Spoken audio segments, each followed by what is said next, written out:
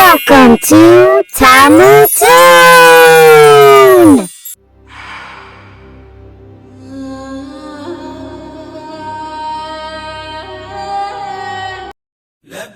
হজ ইসলামের একটি পবিত্র বিধান মহান নবী ও রাসূলদের পদচিহ্নে শুরু হয়।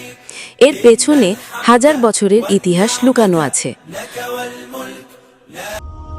বহু বছর আগে আল্লাহর আদেশে হজরত ইব্রাহিম আলাইহিস সালাম তার স্ত্রী হাজেরা রাদিয়াল্লাহু আনহু এবং তাদের শিশু সন্তান হজরত ইসমাইল আলাইহিস সালামকে একা রেখে যান মরুভূমির মক্কার বিস্তীর্ণ প্রান্তরে।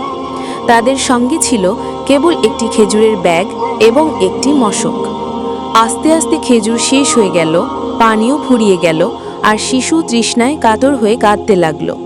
মা হাজেরা রাদিয়াল্লাহু আনহু তৃষ্ণার্ত সন্তানকে তৃষ্ণা নিবারণ করার আশায় সাফা ও মারওয়া পাহাড়ের মধ্যে 7 বার ছোটাছুটি করলেন। তার আকুল মিনতি, চোখের অশ্রু এবং ঈমান আল্লাহর দরবারে পৌঁছে গেল। সেই মুহূর্তেই হজরত ইসমাইল আলাইহিস সালামের পায়ের নিচ থেকে আল্লাহর কুদরতে এক অলৌকিক উৎস ফুটে উঠল। পানি ঝরতে শুরু করল, এ যেন এক ঝলমলে ফোয়ারা। হাজেরা রাদিয়াল্লাহু আনহু এই দৃশ্য দেখে খুশিতে আল্লাহর কাছে শুকরিয়া আদায় করলেন এবং বললেন, জমজম, থেমে যাও। এভাবেই পৃথিবীর পবিত্র কূপের নাম হলো জমজম।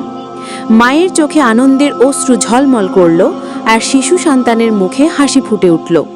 বছর পার হতে হতে জমজম কূপ একসময় হারিয়ে যায় এবং মরুভূমির বালিতে চাপা পড়ে যায়।